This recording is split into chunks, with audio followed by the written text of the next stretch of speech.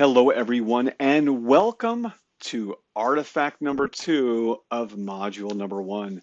The goal of our class today is to analyze and explore a very small Paleolithic statue by the name of Venus of Willendorf. There she is here.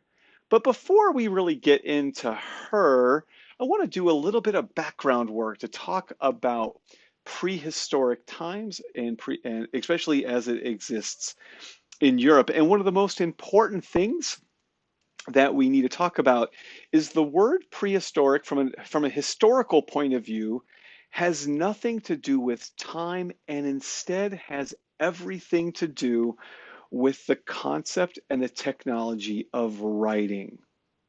As a matter of fact, the word history comes from a Latin word through a Greek word for historia, which essentially means writing.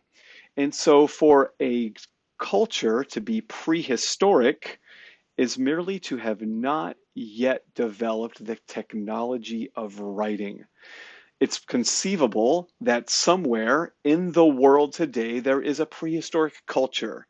It doesn't mean they can't do certain kinds of things, but it means they haven't developed writing. And I'll tell you a story because I'm old. When I was in fourth grade, my social studies book had a chapter in it about a group of people, I think in the Philippines, that an archaeologist or an anthropologist had found called the Tassidae. And I'll never forget this. And golly, that was a long time ago. But the Tassidae was this prehistoric culture that was quite living as if it was 2,000 years ago. Now, I think that's turned out to be nothing but a hoax. But that culture, had it really existed, would have been prehistoric, even though he had discovered it in the 1970s. So prehistoric does not mean a moment in time, but instead means a level of cultural development or advancement. If the culture can write, it's not prehistoric. It doesn't matter when or where it is. And I'll give you a great example of this. And let me see if I can find a slide in a hurry for you. Let me give you an Egyptian work of art. It's called the Palette of Narmer. Or here we go, the Palette of Narmer. Here you go. Palette of Narmer. This dates from around 3000 BCE. And although you might not recognize the writing, there are hieroglyphics up there. Let me see if I can find a better detail for you. There you go. That's called a seric. Narmer's name is made of two different symbols, a catfish and a chisel. That, my friends, is writing, even though it was made 3,000 years ago. Let me give you another culture from even slightly later than this. It's something you might recognize. It's called, wait for it, Stonehenge. This was begun about the same time as the Stela of Narmer, uh, but it's newer. As a matter of fact, in 1500 BCE, these people still had not yet developed writing, so they're prehistoric, despite the ways in which the Egyptians had already done so. So prehistoric does not mean old. It just means they don't have writing yet. The other thing we really need to get out of our system as it pertains to um, prehistoric people is that they're somehow different than you or I. They don't have writing, but they're pretty much just like us in most ways. They lived all throughout Europe, and the artifacts that survive from them can largely be seen in a very specific place in France and Spain. And we're not going to look at them in these class, but there's some fabulous paintings in Lascaux, in Altamira, and Pechmel. The Venus of Willendorf itself was found in a small little Austrian village just outside of it, and the village was, wait for it, Willendorf, which is why we call her the Venus of Willendorf. And so her name comes from where she was and also what they commonly refer to her to be.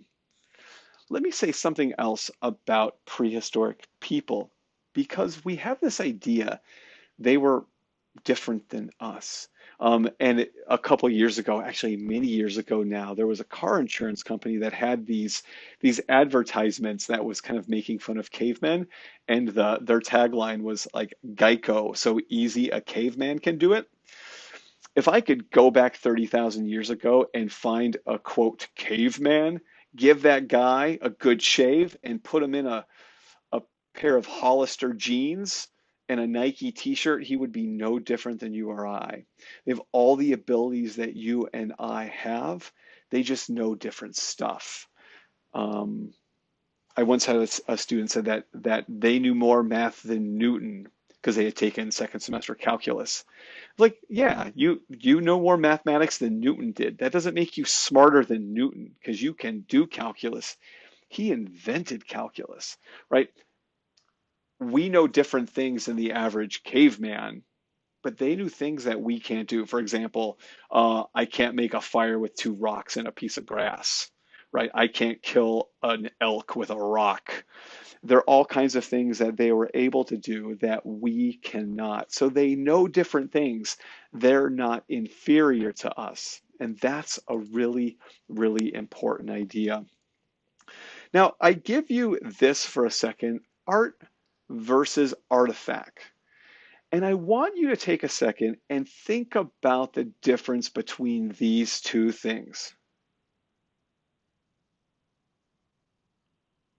Art versus artifact. Now, to put it very basically, we can think that anything made by a human being is a kind of artifact. But something that is considered art is a little bit different. And so the Oxford Concise English Dictionary I have on my shelf gives this definition, and this will be a great place for us to begin. The expression or application of creative skill and imagination, especially through a visual medium such as painting and sculpture. So let me highlight a couple of words here. Expression or application, creative skill, and imagination. So anything we make is considered an artifact. But a work of art is a smaller group within that. And so I ask you to think about, oh, I don't know, a plastic spoon. A plastic spoon, right? Was it made by a human being? Well, in some kind of way, yes, right? I mean, I'm sure a machine made it, but let's just say it was designed by, and the object that made it was designed by and made by a human being. So that plastic spoon is an artifact of humankind. It's a different kind of thing than a silver spoon from Tiffany's, despite the fact that they have the same function. So one, the silver spoon from Tiffany's, and I have a little one of these from when I was a wee little tyke, was made through the expression or application of creative skill. And it's beautiful. The materials dictate its level of artedness as well, as opposed to plastic. And so we can think of artifacts, anything made by a person, and a work of art is something smaller within that. So I give you this. It's a building in Oregon called the Portland Building, and it was designed in 1980 by an American architect by the name of Michael Graves. I think Michael Graves is still alive. I'm pretty sure he is. And he's got buildings all over the United States. I mean, the art history building at Emory University in Atlanta was designed by Graves, and it looks like it is straight up out of the Wizard of Oz. And so when we look at this and we think about our definition of the words, certainly it's an artifact, and I think we can make the claim that it is, or it has been made with creative skill and imagination. Graves is a formally trained professional architect. That makes sense. He's an artist. He makes works of art. But he also makes things that are a little more everyday. And it makes me so sad that I have no idea what ever happened to this coffee cup, but it was my favorite coffee cup ever. But Michael Graves in the early 2000s began designing consumer products for Target. And everything from coffee cups to potato peelers, um, like extension cords, things like this. it's hard to think of this being a work of art by some traditional measures, but still it's been made with creative skill, and that's the place where we need to start. Now let's move on to our Venus of Willendorf. Here she is. Now, depending upon where and how you're viewing this, she might appear to be anywhere from several inches high to several feet high. I mean, I'm currently sitting at my desk at my office at Louisiana Tech University, and I have my laptop hooked up to, oh gosh, like a 32-inch TV. And on my computer screen right now, she's probably about 6 inches high. When I teach this class in a couple of buildings away, she suddenly becomes 6 feet tall. But in reality, she is about 4 inches. I mean, I'm holding a 3D model of her in my hand right now. She's remarkably tiny. Now, on your exams or your quizzes for this, you will be shown objects and you will be expected to identify the objects with 4 bits of information. The artist, if we know it. In this instance, we do not. The title, in this instance, it's the Venus of Willendorf. And then the culture and the period. So the culture is a big historical period, and the period is something smaller within that. So culture big, period small. So the culture of this is prehistoric, and within the prehistoric culture, there are 2 periods, the Paleolithic and the Neolithic. Paleolithic means old Stone Age, and Neolithic means new Stone Age. So the culture and period for this is prehistoric Paleolithic.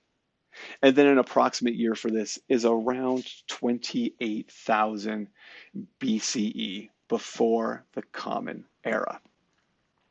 Okay, let's talk about this object. Again, about 4 inches tall. She has been carved out of limestone, and she fits quite literally into the palm of your hand. So much so that I'll show you really quickly. She is in the Natural History Museum in Vienna.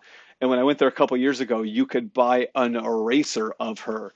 And so here is a life-size eraser of the Venus of Willendorf. I was too cheap to actually buy the eraser, but here you can see her in regards to scale, because you can't touch her in real life. So she is tiny. And if we were to think about this object, the first thing you might notice is that the parts of her body that deal with reproduction have certainly been emphasized.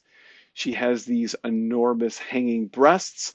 Her arms fold across them. You can see here and here. Her body has been shown with a certain sense of heft to it. And if you look at her lower section, clearly the vulva is evident. So the parts of her body that deal with child rearing and childbirth have been emphasized. And if we were to think about her body type, at least as it pertains to the 21st century mindset, we might think, given our ideals, that she looks overweight. But given the ideals of the prehistoric time frame, this is not an overweight woman. This is a woman who can survive a couple of lean seasons without much to eat. One of the things we have to be mindful of as budding historians is not to put the cultural preferences of our own time frame on the people that we are studying. She's not overweight. She's ideally well suited to survive difficult times. Now, one of the major characteristics of Paleolithic people is that they are nomadic. Nomadic. What this means is they have not yet settled down. They are following herds and groups of animals and moving with the seasons as crops become prevalent. Right? So the people who made her don't have a home. to put it in 21st centuries, they have a tent. And that tent you can pack up and put it in your rucksack and follow that herd of bison, which oddly enough don't stand still for you. And so these nomadic Paleolithic people made small things. They made things they could carry. If you're going to be moving soon, you're not going to be making a gigantic 6-foot statue because, man, that's going to suck to have to move. And so they're making small things. So that is very, very important. We can think about this object in regards to something else as well, and that is the complete and total importance of women compared to men. And I'll give you a situation. I'll give you two situations actually, and we can think about which situation is more likely to thrive. Situation one involves a group of 20 people, 19 women, and one man. Situation two has 19 men and one woman. Now, at the end of one generation, the group with 19 women and one man has the potential, with 100% conception and survival rate of children, at having the original 19 women, the original one man, and 19 additional children. That gets us to 39. Now, let's be clear. There's not a 100% survival rate. There's not a 100% birth rate. But in a perfect world, that's what we would have, 39. The other situation, 19 men and one woman, all we have at the end of that first generation is 3. The one woman, the one child, and the one man who has survived killing the other 19 men. So women are much more important than men, and this is certainly reflected within the artistic record. For every single man we have like 19 to 20 women show up. And so the Venus of Willendorf is a really good example of this. Her body has been abstracted in some ways, right? Her arms are folded here, you can see across the upper part of her chest. Her legs are almost naturally occurring breaks in the stone themselves. And if we were to look at her, this is not necessarily a portrait. This is not a portrait of a woman. We can't say, oh, yeah, it's Sarah, or that's Susie, Rebecca. This is not a representation of a woman. It is a kind of representation of womankind. She doesn't stand in for a single person. She stands in for all of them. And that is why she does not have a face. If you think about it in some ways, right, our faces are the most recognizable part of us. If you knew me well, you would be able to tell me from another person on the basis only of my head and not of my body. I'll give you a good example. Last year, I bought a rowing machine. And in the course of sort of watching what I ate and working out on a rowing machine, I lost, let me do the math here, like 25 pounds. So my body went through quite a transformation in some ways.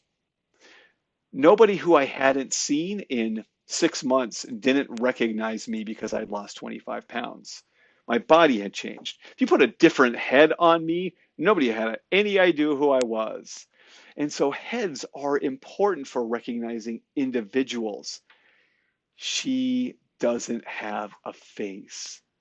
Instead, all she has is what, like a knit cap pulled down, or maybe hair braided around it. Whatever this is here, it merely exists to provide something for her neck to support. It is not a portrait of a person. It is a representation of a womankind. And I mentioned to you that the parts of her body that deal with fertility and reproduction have absolutely been emphasized, because that's what women's most important job was. Like, They can do many things that men can't do, or men can do, and some things that men never can. Like, try though I wish I could, I can't give birth. Um, that's, well, I guess my wife's job, right? Like that is the female gender's role. And so the parts of her body that deal with reproduction and with child rearing have been completely emphasized. And so art historians have very traditionally believed that this kind of object is a kind of fertility figure and that it's meant to bring about good luck as it pertains to child rearing and the art and act of becoming pregnant. When you go see her, actually, it's a really interesting exercise because she's in like this little dark room, like this little house, and here you see it because it's in Austria. The language is in Germany, and here it is, Venus von Willendorf, and you walk into like this little dark room and you kind of go left or right. It sort of takes you to the same spot, and there's like a little diagram here of her, which I think is pretty funny. The von Willendorf part of Willendorf, or from Willendorf more accurately in German, is where she's from. But the word Venus is not what she is. I mean, Venus, Aphrodite, Venus is the Roman god of love and beauty. And this is not a Roman goddess in love and beauty. She was dated from 28,000 BCE. So she is not this Greek or Roman goddess. And whether or not it's love or beauty is maybe a conversation for a different day. But when we think about Venuses, we think of something different. And when she was discovered in the early part of the 20th century, they gave her this name, which assigned a remarkable amount of cultural meaning to it that was probably never intended. Some textbooks now actually call her the woman of Willendorf, and I'm just too old and grumpy now to change anything. But she's not a Venus figure. She's not a figure of love and beauty. She is likely a fertility idol. And when I was in graduate school, I found this advertisement for Barks root beer. And so it makes me very happy that in addition to being really, really old, the Venus of Willendorf likes Barks because I like Barks as well. Barks has bite. Now, you might be wondering, hey, Brian, how do we know that she was dated 28,000 BCE if there's no writing on it? And that's a really good question because I'll be honest, Bonk the Caveman did not sign this work. And on the back of it, it does not say, Bonk the Caveman made me in 28,000 years before the birth of the historical Jesus. That is not written on the back of this object. And the reason I know it is, oh shoot, I don't have the back of the object. Well, if I showed you the back of the object, you just have to take my word for it. It's not there. The way art historians date objects like this is through a process called relative dating. And what this means is they apply a date by putting things into a kind of chronological order with a known stopping and starting point. So there's a couple of ways actually art historians can date things. One is through scientific means, right? We can date some organic matter. So if we're looking at, this is made of rock, but if there is something that's say made from reindeer antler, we can learn when that reindeer was alive. Maybe not when it was carved, but when the reindeer was alive, because a reindeer antler is made out of bone, and bone has carbon, and carbon has carbon-14, which is a radioactive isotope that degrades at a very specific half-life. So that's one way to date things. But this is a different kind of way. And one of the ways we could date it is through putting things in order. Now, this is not going to be a very realistic teaching demonstration because I'm holding something up to my computer that you can't see, and maybe I'll post a picture of it. But it's a first generation iPod, and I bought this in 2002. It's a 20 gig model, and in 2002, I was the coolest guy on the DC Metro system because this thing was awesome. And when you look at it side by side now with my iPhone 10, this thing looks like a brick. I mean, it looks enormous. It's like 10 inches thick. It's like 4 feet tall. It's huge. And you don't have to be a technology expert to realize that the thing I'm holding up is older than the newer ones. Because one of the things that's happened to iPhones and iPods over time is they've got slimmer and smaller. They've gotten bigger screens. They've gotten color screens. So if I were to give you every iPhone, I bet you could more or less put them in order. I mean, we could do this with all kinds of things, right? I'm trying to think of an American car. Corvettes. If you were to look at every Corvette made since, I don't know when Corvettes were started, 1955, you could put Corvettes more or less in order. You know enough. I give you some Britney Spears. Whew, Britney, so talented, so talented. And in like 2005, Pepsi made a commercial with like Britney Spears through time. Now, one of the scary parts about being a teacher, and the teachers in the room know exactly what I'm talking about, they're getting older and their students are staying the exact same age. I was born in 1975, so I have remarkable, distinct, clear memories of the 1980s. I don't remember the 70s much. I suppose the end of it, I guess. But I have no recollection of the 50s or 60s because I wasn't alive. And even despite that, I know enough about those time frames from either movies or Mad Men to be able to put these Britneys in order. So I'm going to take a drink of my coffee and I want you to think about how you would put these Britneys in order. There's Britney 1, 2, Britney 3, 4, and 5. What do you got? Because I bet most of you could somehow get to this. Wait for it. There it is. Now, you don't have to be an expert on the history of American fashion or really bad pop stars to put these things in order.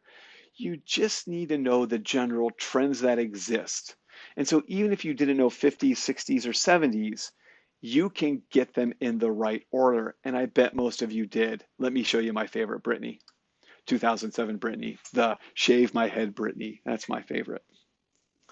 Now, the Venus of Willendorf, as you might gather, is a 360-degree version. You can pick her up, you can spin her around, you can look at the top side, the bottom side, the back side.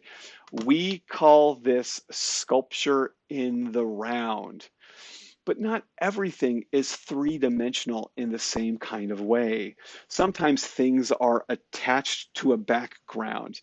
And so if the Venus of Willendorf is sculpture in the round, the other thing we often see is what's called relief sculpture. And so what you're looking at here, I told you we were going to look at other women, is another kind of object. It's called a woman holding a bison horn. It dates around 20,000 BCE. And you can't really see the backside of her. This is called a relief statue. It is a work of sculpture that is somehow attached to a background. And within that, there are a couple of different versions. One is called low relief, and the other is high relief. Low relief and high relief. A high relief work has a projection, a significant projection that comes out from the support. So if this is the support here, this would come out significantly. And a low relief comes out just a little bit. Now, what breaks my heart is that many of you don't actually know who Han Solo was anymore. But at the end of The Empire Strikes Back, poor Han Solo is frozen in carbonite. And here you can see a really significant part of Han Solo projects out of the support of his relief statue. If you wanted to, you could bash away Han Solo's head with a hammer. Do not do this. He needs his head for Return of the Jedi. But if you wanted to, you could. A low relief sculpture, the relief part projects out only a little bit. And so I give you the American quarter from my beloved home state of Arizona. You can't bash off the Grand Canyon off of this corridor. It's just the tiniest of little ridges. And so this is a great example of low relief. This is high relief. Sometime we'll have high relief as if like Han Solo is jumping out of it. Like there can be like both significantly high relief and just kind of good, happy, medium high relief. So I ask you a question. And when I mentioned to you a little while ago, the major characteristic, the major like sociological characteristic of the Paleolithic era is that they were nomadic. And so my question is, why have we not found any architectural remains from the Paleolithic era? Because we don't have any. Like, and the answer to that is just really simple. They're hunters and gatherers, and they didn't build lasting settlements. Instead, they moved all the time. If the herd went that way, they went that way. They went the other way, they went the other way. You're not going to build a house if you're only going to live in it for 2 days, right? You're going to have a tent. But now think about the next question. What kind of assumptions can we make about a society that has founded permanent, lasting settlements? And if you're a teacher right now, here's a good place to pause things to see if students can fight through it. Like, once we start building villages and towns and cities, what kind of sociological developments have they constructed? Because they need to. So pause now. And here you go. To begin with, if you're no longer following animals, you've probably domesticated them. And what this means is that you have animals um, that provide two bits of work. One, food, right? You can eat a sheep if you want to, right? And or pigs or cows. But the domestication of animals also let you do all kinds of really interesting things. For example, I'd like to think that I'm a pretty strong guy, rowing machine and all. But there are things I can't do like drag a plow, but oxen can, and so too can horses. So the domestication of animal does a couple of things. One, it provides you with a steady food source, right? You can have chickens and you can have eggs, but it also provides you with the ability to develop agriculture. And agriculture lets you get to the manipulation of land. That lets you get to the creation of water, not the creation of water, but the availability of water. And it now lets you grow things. So now you can have not just the apples you've picked, but an apple orchard. You can have a wheat field so you can make bread and beer. So domesticated animals provide us food. They provide us with labor for agriculture and irrigation. And once we have domesticated animals for food and farming and agricultural, now what we have is the creation of surplus. And surplus allows us to create the creation of storage facilities to hold those things, right? Having a whole bunch of leftover wheat is only great if you can carry it somewhere. And so once you have surplus, now you have things you can trade. Another really cool thing that happens with this is you have what's called a stratification of society that allows different people to do different kinds of things. So as a way of explaining this, I'll try to give you an academic example. So I did my PhD at the University of Maryland, and at the University of Maryland, there were 29 art history professors. University of Maryland had like 45,000 students. And the job I was at before I came to Louisiana Tech was Clark University in Dubuque, Iowa. There was about 1,000 students there, and there was one art historian there. And wait for it, it was me. So I have this joke that I did the work of 29 University of Maryland professors, but what it meant is that professors at the University of Maryland were remarkably specific in the kinds of jobs that they did. My advisor, Dr. Prami, did American art, 18th and 19th century American art. There was somebody else that did 20th century American art. There was someone that did Italian Renaissance art. There was someone that did Northern Renaissance art. There was someone that did Greek architecture and Roman architecture. And at Clark, it was me. So the bigger the group you have, the more specific your job can become.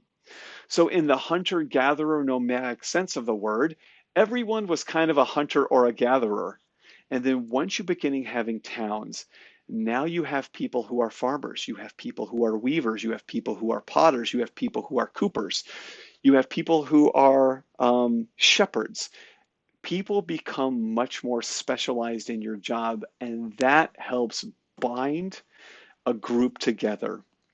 Once we get to permanent, lasting settlements, we have moved away from the Paleolithic and we have now moved into the Neolithic.